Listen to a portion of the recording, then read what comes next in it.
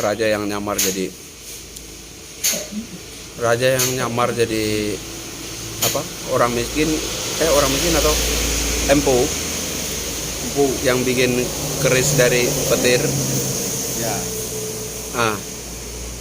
Coba abang cerita. Aku merasa tertarik dengan cerita itu. Mau aku mau ngebahas satu topik yang ada kaitan gitu, kira-kira bertalian dengan itu.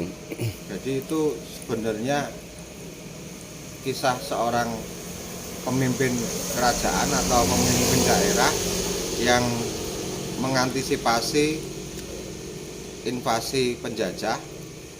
Jadi biar orang luar atau penjajah itu terkesan bahwasannya daerah tersebut adalah orangnya tidak bisa diremehkan, akhirnya raja itu pergi ke pasar dengan pakaian compang-camping. Entah itu nanti mungkin besok akan ketemu cerita yang hampir mirip atau sama gitu kan. Jadi dia ke pasar dengan pakaian yang sangat sederhana seperti orang biasa. Dia menggelar lapak, yang mana di lapak itu dia tidak jualan, dia hanya membuat keris sebagai empu.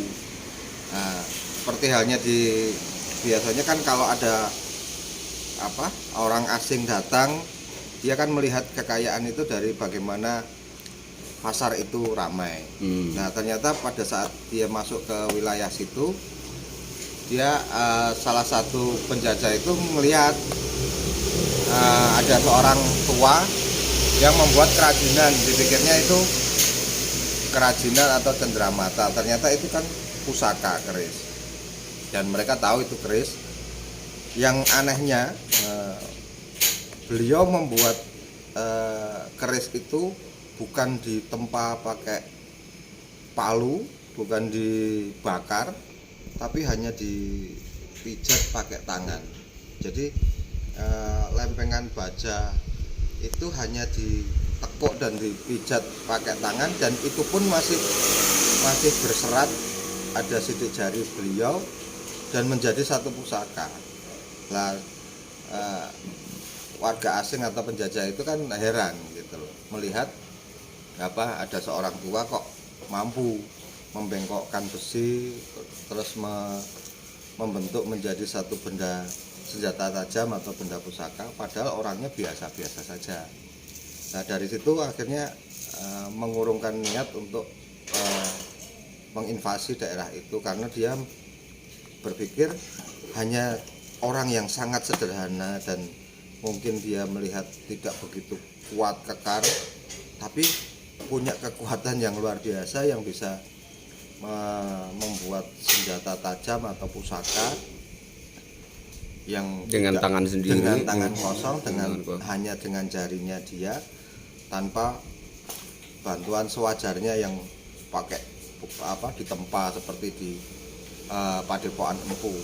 Dari situ mereka berpikir dan mereka mengurungkan niat untuk tidak sembarangan dan tidak berani untuk menginvasi bahasanya. Jadi kalau kita yakini dulu dia mundur dari daerah itu untuk tidak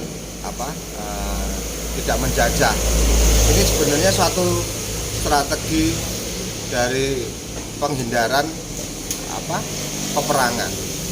Jadi strategi perang yang dilakukan oleh seorang pemimpin yang cerdas untuk tidak terjadinya kontak fisik atau peperangan, atau tidak terjadinya gejolak di masyarakat dengan menjatuhkan mental bangsa asing.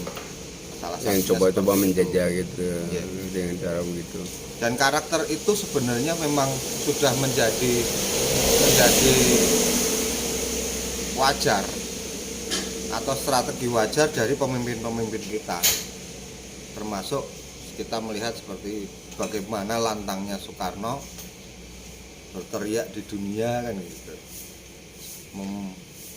menceritakan negara yang besar, padahal kita tidak tahu seberapa besar kita, seberapa hebat dan kuatnya negara kita. Tapi dengan wibawa, dengan kelantangan itu, pemimpin-pemimpin besar dunia itu tergetar hati mereka dan mereka yakin percaya karena kekuatan apa yang dilontarkan Soekarno dan itu tidak meragukan bagi mereka. Istilah zaman now kepedean itulah kira-kira Bung Karno-nya, kepedean. Ya. Tapi memang kalau orang zaman dulu saat dia ingin berbicara atau berpidato itu mereka pasti akan mengeluarkan energi. Kalau orang Jawa bilang pusakanya orang Jawa itu sebenarnya bukan pada senjata. Kalau orang Jawa senjata itu ditaruh di belakang. Itu rupanya maknanya. Ya, jadi kenapa orang Jawa bilangnya ngluruk tanpa bola atau menyerang tanpa pasukan, terus menang tanpa ngasorake, atau kita mengalahkan seseorang tanpa merendahkan dia, sakti tanpa aji-aji, kita bisa sakti itu tanpa pusaka atau tanpa ilmu ajian. Itu sebenarnya kuncinya adalah dari bahasa dan lidahnya. Jadi orang Jawa bilang ajining diri sokolati. Jadi yang paling bernilai dari manusia itu adalah lidahnya. Ajining rogo saka busana. Nah, jadi bernilainya tubuh manusia itu dari cara dia berpakaian. Dia dinilai dari tinggi luhurnya itu dari cara dia berpakaian, bukan seberapa mahal pakaiannya, tapi dari cara mereka berpakaian. Nah, kalau aku melihat orang Jawa itu lebih banyak bisa memimpin karena dia pintar berdiplomasi. Jadi dia bisa memilih kata-kata, dia bisa menaikkan, merendahkan. Kalau orang Jawa bilang, orang Jawa itu suka memuji. Karena bagi orang Jawa, huruf Jawa itu kalau dipangku, huruf itu akan mati. Menjadi konsonan mati. Tidak hidup. Sama dengan orang. Kalau orang itu kita baik sekali, bahkan kita pangku bahasanya, orang itu nanti akan mudah atau lebih cenderung tidak menyerang ke kita. Makanya saya percaya Jokowi dengan 15 kali dia menjamu PKL, mungkin lebih, terus penduduk Riau dengan jamuan, itu akhirnya mereka akan luluh dan mereka akan bercerita dari hati ke hati. Tidak ada konflik, benteng, ya. tidak ada merasa menyerang, tidak merasa dirugikan. Mereka akan merasa satu sejajar. Tapi orang Jawa lebih suka mangku. Kalau mangku itu kan diduduki malah. Kita yang menjadi landasannya dia atau bukan sejajar. Kalau sejajar itu masih belum.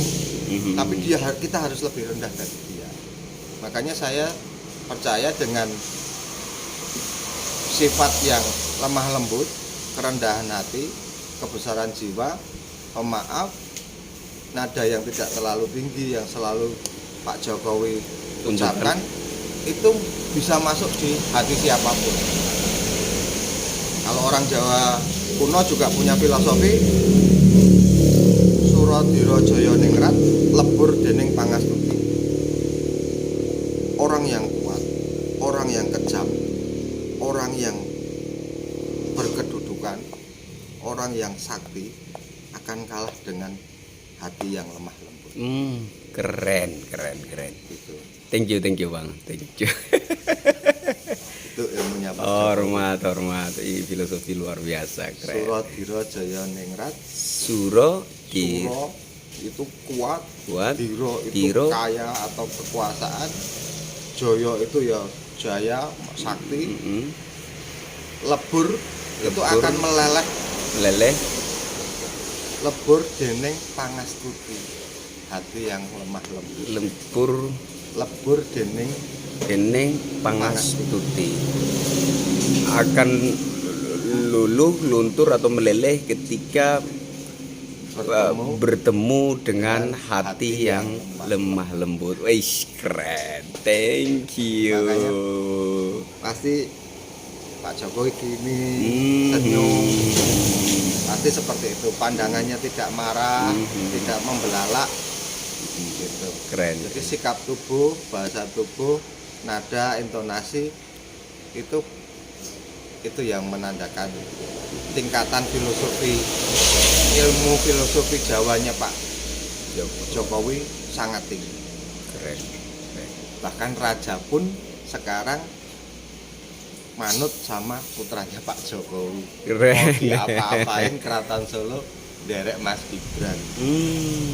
Karena dia melihat, oh mungkin ya orang yang tinggi apapun ya dia akan hal yang baik, hal yang lemah lembut, hal yang memberi manfaat, pasti akhirnya juga oh ya sudah, dia akan mengambil hal yang baik itu. Thank you Bang, thank you banget. Hormat. Sederhana.